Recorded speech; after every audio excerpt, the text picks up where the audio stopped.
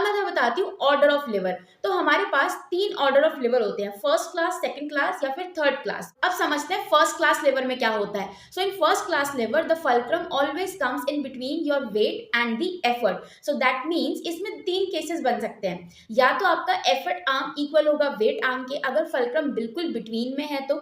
अगर फल्क्रम थोड़ा एफर्ट की तरफ सिचुएटेड है तो आपका एफर्ट आर्म कम होगा वेट आर्म से, और अगर आपका फल्क्रम वेट की तरफ ज्यादा प्रेजेंट है तो आपका वेट आर्म कम होगा एफर्ट आर्म से। So these 3 can be the possible situations. अब बात करते हैं सेकंड क्लास लिवर सिस्टम की। So in this system the weight is always in between the fulcrum and the effort arm.